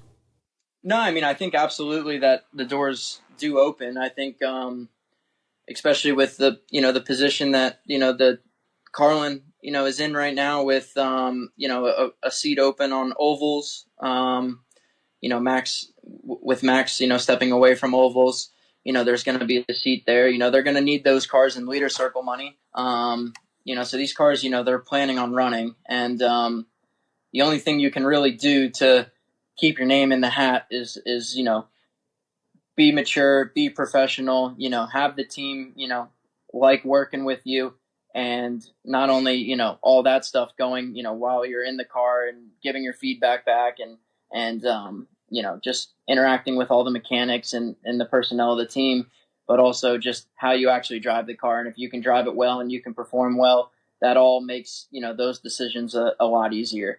And, you know, I think the one thing I do have going for me is that, you know, the weekend after this race is Iowa, and I run pretty strong at Iowa in the past. So, you know, that is something I do have going for me. But I think, you know, there's obviously nothing set there by any means. You know, it's just kind of been brought up, but nothing has been moved on by any means. I think it all just kind of is going to be, you know, going off of, you know, how the whole Toronto weekend goes. So there is extra incentive, you know, to go in and do a great job, obviously. So, like I said, you know, I've been doing everything in my power to make sure that we just go in there and produce the result that, you know, I want to produce and that I think the team deserves. So, yeah, we'll see how it goes. It's going to be hard, but it's a challenge that, you know, I've been faced with in my career for many, many years of doing one-off races and stuff. So I'm no stranger to having to kind of go in and try and, you know, do well right off the bat. Karam versus Carpenter, the rematch coming to Iowa Speedway. I would love to see that. I would love to see that, my man. Well, let's close with a question we got sent in by Brett Ross, who says, hey, Sage, how are you liking Rallycross? And that's in reference to your dear, dear friends and now longtime Indy 500 partners at Dreyer and Reinbold Racing. Yeah, I mean, so obviously, you know, Dreyer has been, oh man, they've been such a help of my career and just such an awesome team where I have a family there. And, you know, Dennis is a great team owner and, you know, probably the best team owner I've ever drove for. So, you know, I love those guys and girls that work there. You know, and, you know, they want to come in IndyCar on a bigger scale as well. You know, unfortunately, you know, things didn't work out this year, but, you know, who knows with what their plans are for next year. But yeah, they've been a great help for me in my career, and I love every time I strap into a DRR car.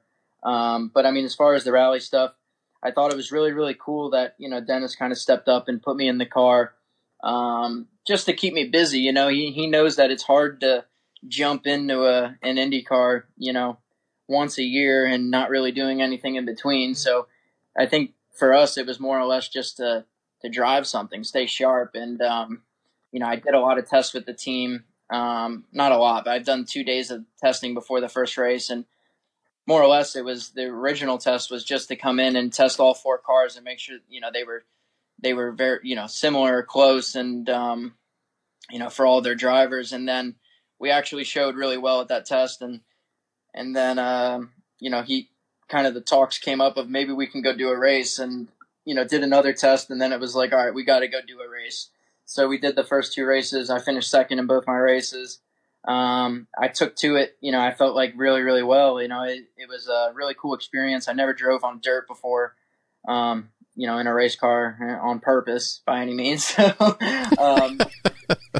that was something new, something to learn. And I was actually really surprised with the feeling of dirt at the time, in that car. I don't know if it's how much different it would be, say in a midget or a sprint car or something like that. But from what I felt like in that car, it almost felt like driving in the rain. So I didn't really have this big learning curve where I was kind of looking at it as it was going to be a huge learning curve. And I went out right away. First session was attacking. I was P2 first session, basically like P2 almost every session of the weekend. And then we were really, really quick coming in the races, but I just couldn't get off the line. These guys that have been racing those cars for years now know how to, work those clutches and stuff. You got to drag the clutch out a little bit when you go off the line. And I'm just used to, being in an Indy car, dropping the thing full throttle and the thing just goes. But, this thing didn't have enough power with all-wheel drive to do that. So I was struggling getting off the line. And when they're only, 6-lap races, it's hard when, to get it all back. So it was a lot of fun though. I mean, it was probably the only car I've ever driven where the harder you push it, the faster it goes. Like there was no overdriving limit of that car. It was just keep pushing it harder and harder and harder. And it was, I've drove in, in the Indy 500s and stuff. And 6 laps in that thing, driving it at 150% compared to when you're driving a Indy 500 at, 80% most of the race, just kind of getting it towards the end, and then you go 100% the last 20 laps or so. But I would say the rally car was so physical. I mean, it was just beating you up with potholes and dirt and, just constantly pushing. I mean, it was a very, very physical car to drive, but I loved it. I loved the challenge. We're second in points in that, but, missing, round 3 and 4 of the ARX series now, to go race Toronto. And, Dennis was really, really cool about that, because he wants me to go win the championship in ARX too. But, he knows too that, IndyCar is things I can never pass up on. So it was cool to have a team owner like that just be like, listen, dude, you got to go do what you got to do. And we'll come back for round, 5 and 6 in the ARX cars, and we'll get on the top step of the podium those races. So it's cool to have a team owner like Dennis, that's on your side like that. So go and succeed at Toronto, get more sponsors to sign on so you can become full-time, earn millions and millions of dollars as an IndyCar driver, invest in an ARX rallycross team. We'll have Karam / Reinbold Motorsports, and then you get to do both. See, I've just laid out the next 5 years of your career, Sage. Super easy. Yeah, I mean, that would be lovely. I've actually thought about it, like the last few years of just trying to, because it's been hard with getting full time and everything. And I just wanted to be in racing and be around the paddock and stuff. But I've been thinking about, what it would take, how I could do it, of just trying to maybe start up like a USF 2000 team or something like that. I think that'd be something really cool and something I'd really enjoy. So we'll see what the future holds. Right now the main focus is just going in, doing my job to the best of my ability. And, just hopefully I can leave that weekend and, people can say, wow, he's come a long way, or, maturity wise and just didn't really expect, for that to happen after being out of the car for so long. That's the main goal. I know there's I have a really strange group of following that follows me. It's like I got my people that are die hard for me and will have my back to the day I die, and then I got the people that really want nothing to do with me. So, it's cool though, because it starts a lot of talk and a lot of publicity for people that are involved. But I want the general perception to be a bit better. Obviously, just across the board. I mean, I have a lot of great people that follow my career and are fans of mine, but you obviously as an athlete, you want everybody to like you, but you can't have that. So, I get it. There's some opinions of me with some people, but my goal the last few years has been just trying to, change the perception and be somebody that, when the little kid's in the stands and is there watching or is in the paddock and asking for autographs, I just want that kid to just be like, I want to be like him when I grow up. So, that's kind of like been my goal. And, to do that, I got to be racing more. So I'm doing my best to get more races. Says the 24-year-old. That's always going to be a crazy thing, Sage, thinking of you coming up the then Mazda Road to Indy, winning the Indy Lights Championship, all that you've done, and you're still only 24, man. So while it feels like you are an old timer, still so much ahead of you, so much for you to continue to write in your career. So really happy for you. Obviously hoping that Toronto is the start of something really good between you and Carlin Racing and IndyCar. And I'm hoping we get a chance here in the very near future to talk again. Thanks for making some time, my man. Yeah, thanks, Marshall. Really appreciate it. Always love talking to you. So, Hunter, happy to have you here. Your first appearance on the Week in IndyCar. Gotta love the fact that, you've have this pretty interesting lineage that includes California, Steve Millen, and the Stillin organization, of which I had a dear friend, Lou Shalom. He used to work for Stillin back in the day. We have New Zealand, and we have Australia. Except for the California part, there's a lot of Scott Dixon kind of meandering here. Tell us a little bit about your really interesting, I guess, upbringing, your international transportation in terms of your upbringing, and then we'll get to the motor racing side. Yeah, thank you. Firstly, thanks for letting me come on the show. I've been a listener of this for a pretty long time, so it's pretty cool to be speaking to you. But yeah, so like you said, I've got a pretty, I guess you could say, fruit salad nationality. I was born in California, like you said, and then the reason I was kind of born over there was because my dad at the time was working for Stillin, like you said. So I think Dad spent about 6 years over there, and obviously that's when I was the kind of time period I was born in, and obviously I can't really remember much because I left California when I was, I think, 2 or 3, and then we flew obviously over to Australia, and then I grew up in Australia, and then the New Zealand kind of part of the whole equation is my whole family's from New Zealand, and I've got a New Zealand passport and an American passport, so dual New Zealand and American citizenship, which makes getting over to here a lot easier anyway than it would have been if I didn't. So yeah, that's kind of in a nutshell the whole kind of deal. Well, the family history with high-performance Nissan parts and Lexus parts, I'm not sure where that might factor into your future racing opportunities, but I would say, it's definitely in the family DNA. So, oh, for sure. Speaking of family DNA, I mean, as I understand, Hunter, you aren't the first person to climb behind the wheel of a race car in your family. Share with us that part, because I'll tell you, as someone my father was an amateur race car driver, and it shaped everything about brother, I'm 48 years old.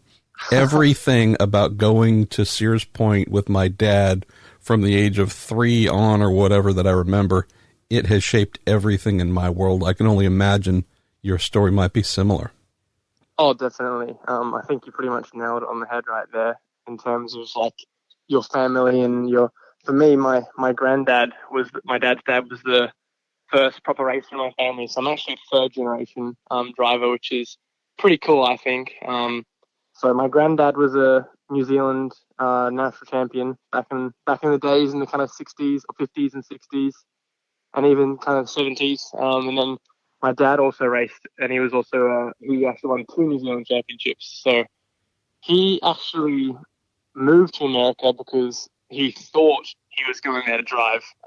But long story short, a few things didn't go kind of the way, I guess you could say, he expected it, and he obviously was working for Stillen. So, for me, like a lot of kids, I think, a lot of people I know, they kind of remember like a certain point in time they decided to be a driver, where Sure.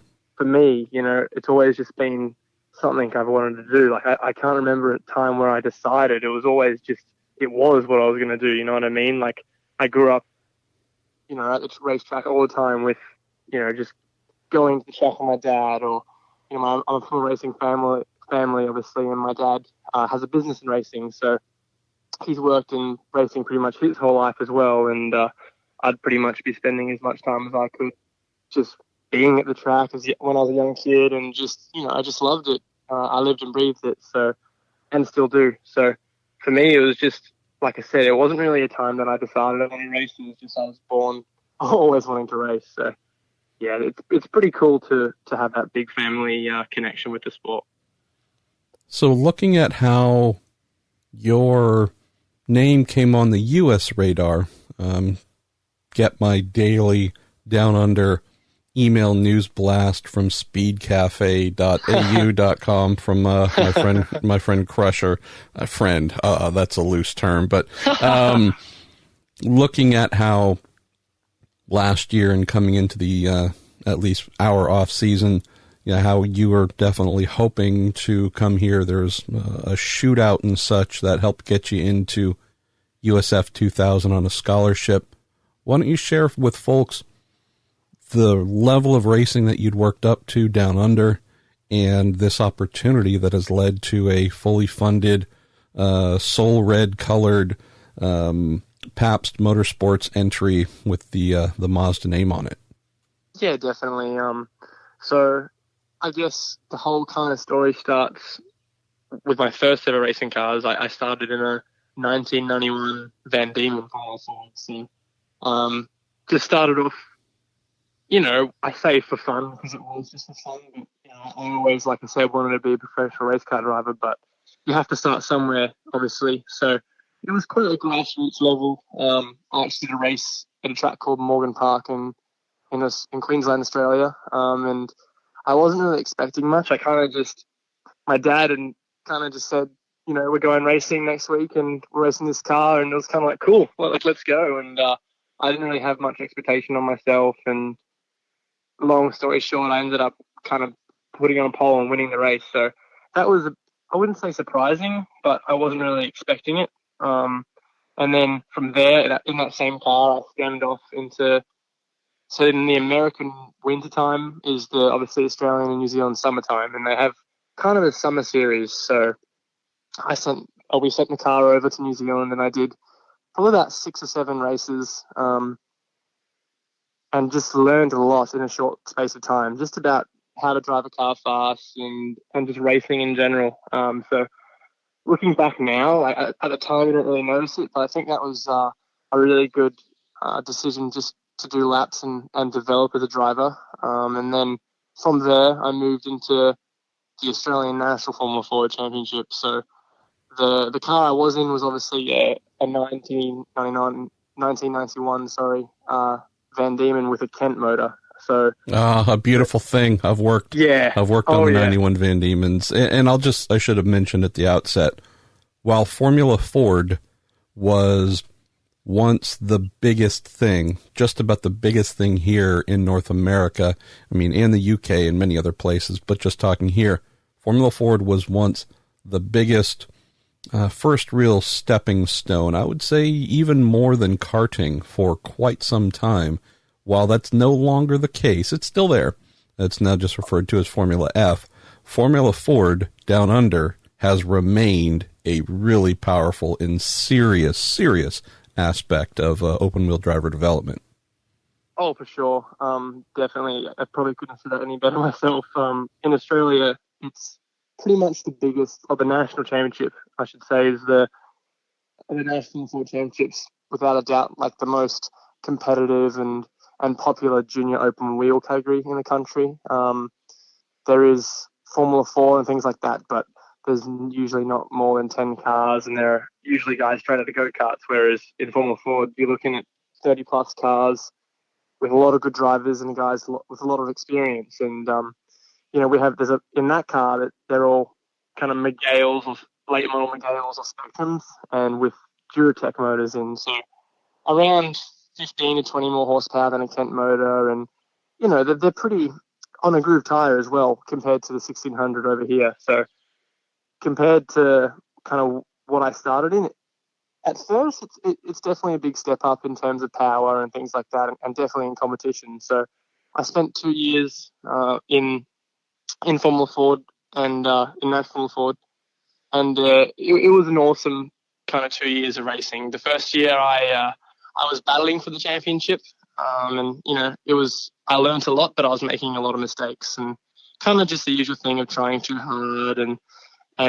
just making those kind of rookie errors in my first year, which I ended up fourth in that championship, which at the time was disappointing because, like I said, I was fighting for the championship, but it was almost a kind of blessing in disguise because it gave me an opportunity to come back again and really refine everything and make sure that, because, at that point I still was, my long-term kind of dream was to win that my short-term, I should say, dream was to win that championship and then get a shootout ticket and obviously have the opportunity that I have right now. But I think if I won that year, I probably wouldn't have been ready to maybe win the shootout or be competitive in America, just in terms of like a mental aspect and not being probably mentally strong enough. Sure. So in 2018, I came back and we had a really, really good year. I won 13 races, and had a lot of poles, a lot of fast laps, and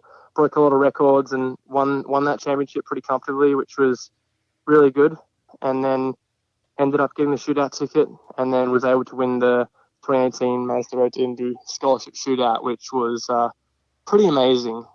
Just to kind of achieve that, obviously you sit down and you talk about it and you write out a big plan of what you want to do. But, as you definitely would know, like, kind of saying something and having a plan of doing something and actually achieving it is two very different things. So that was amazing and literally a dream come true to have this opportunity this year to be in the Mazda Soul Red Scholarship car. So I guess that kind of is that whole journey wrapped up in a nutshell. I love it. Well, let's get to the questions that we have received for you.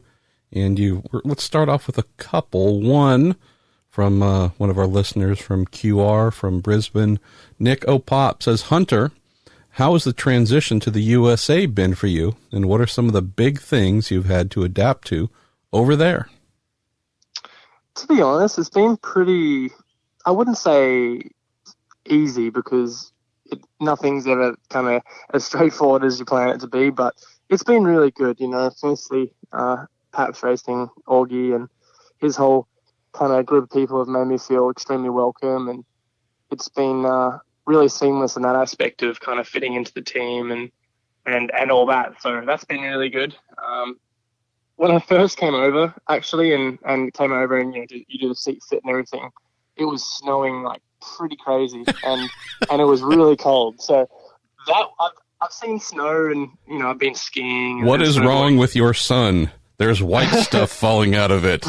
Exactly. But I've never opened my door and just seen snow and just how cold it was. So that was pretty shocking at first. But other than that, it's been pretty seamless. And yeah, I love this country. It's pretty awesome. And on track, it's obviously so fun and such an amazing experience. But off track, in between races, it's cool to see a lot of the different cultures and things as well. So I'm loving that aspect of it, and yeah, I'm really enjoying it over here. Nick also asks if you have any interest in giving the new Australian F5000 chassis a steer. That would be super cool. I've seen some onboard of it, and I'm not sure. Have you heard of a track called Phillip Island? Oh, yes. I mean, Yeah. yeah. Phillip Island's an awesome track. And that car around Phillip Island would be pretty awesome. So to answer that question would be a massive yes. All right. And Nick, let's see. After Nick, let's go to another one of our listeners from down under, Shay Small, says, Hunter, what's your favorite New Zealand or Australian track? That is a good question, because I think Australia and New Zealand, definitely compared to America as a whole, the tracks are probably a bit narrower and not as long, I think. And that's generalizing a lot, but they kind of have their own kind of, what's the word? Not like flavor, but their own kind of type of track, definitely compared to over here. Character for sure. Yeah, character. That's the word I was looking for. But in Australia, I don't know if you've heard about this track, but it was kind of released last year. It's called The Bend. Heard about it. Seen. Yeah, it looks amazing. I raced there in Formula Ford last year, and it was so fun. You know, it's the longest track that we raced on. It was just under 2 minutes. But man, that was fun. Like, there's a lot of technical corners, a lot of fast corners, and it's probably the most technical and flowing track we go to. A lot of the tracks is kind of a certain style, whether it's a fast track or a slow track, whereas this track, it's got everything to it. So to nail a lap, you've really got to make sure you're firstly working well with your engineer to give you a good car, but you've also got to put a pretty good lap together yourself. So I really enjoy driving that track, so I'd probably have to say Talon Bend. Shay also asks if you can share any insights about the difference in racing style between what you did at home down under and now here in the U.S. It would probably have to be the racing.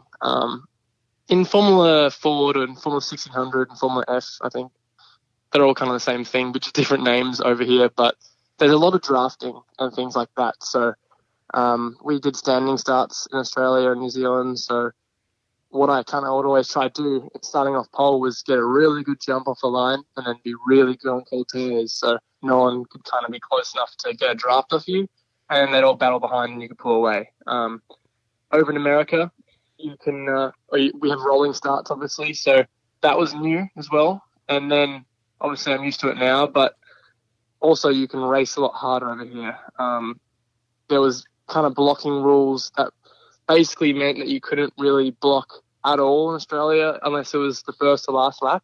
So you literally, it was just a big dropping fest at home, and you had to kind of plan your race out and be patient, where in America you can fight a lot harder and people race a lot harder, and as you would expect as you move up, it's just a lot tougher and more aggressive. So I would have to say I probably enjoy the racing in America a bit more, just because you can fight a lot harder, and I wouldn't say get away with stuff, because you know there's a rule, and if you break the rules you get in trouble, which is correct, but you can definitely kind of fight harder and more fairly, I would say, over here, which I enjoy.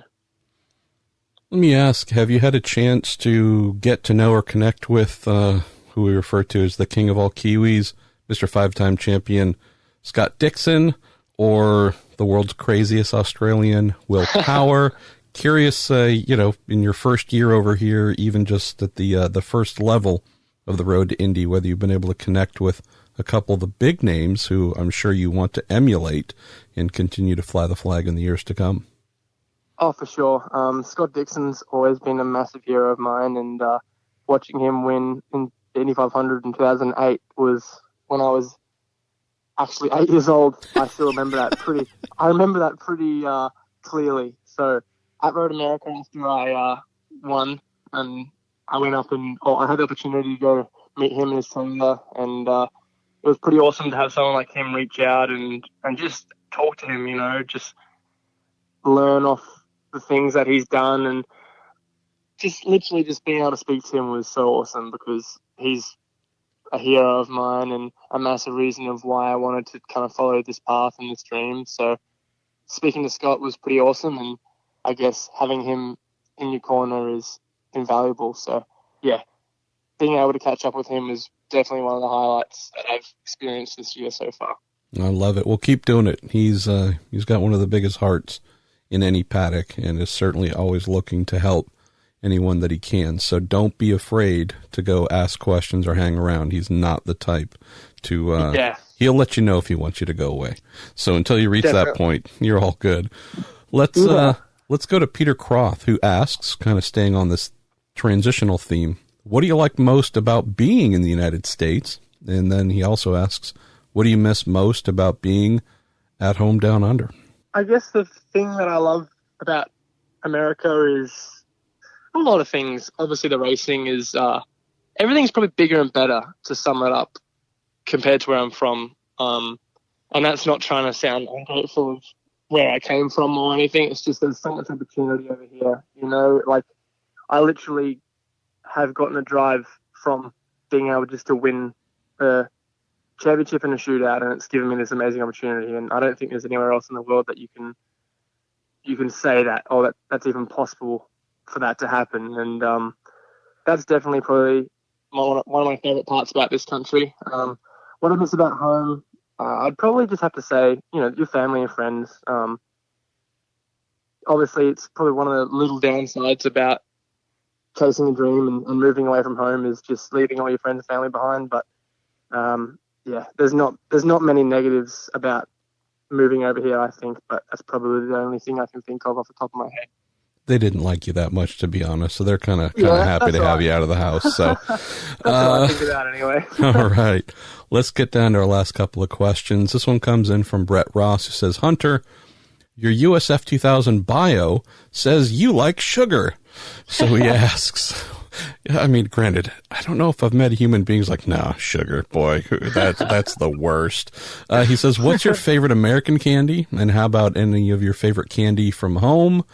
So, all right, you need to, well, hopefully you're not just pounding this stuff all day long, but, all right, give us the insights here.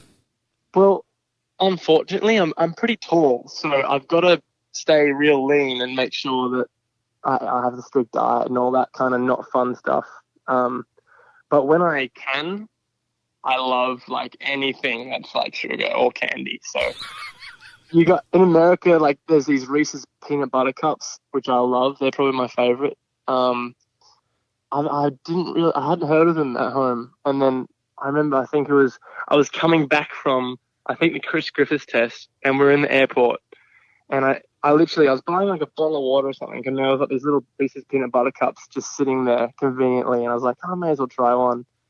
And I remember eating it and just going back and buying it like two more packets and just, kind of pigged out a little bit on those. So you're hooked. That is definitely my favorite American candy by far, is Reese's peanut butter cups, or anything with peanut butter and chocolate. I think is pretty safe.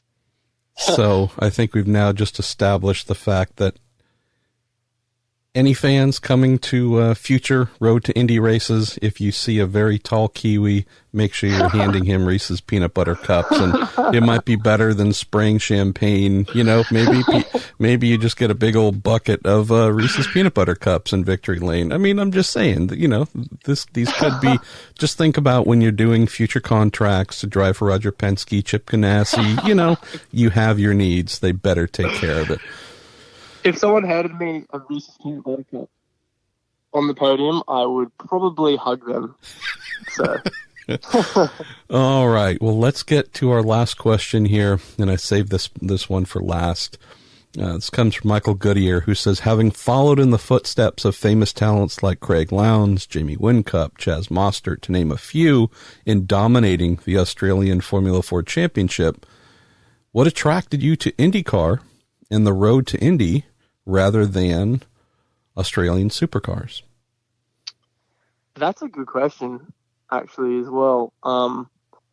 It's kind of a pretty, I guess, straightforward answer. Is, you know, I think supercars is great, and I think the racing is awesome, and you know, of many other categories other than IndyCar that are as close as competitive as supercars, but I've always just had that kind of dream of coming over here and chasing the IndyCar path.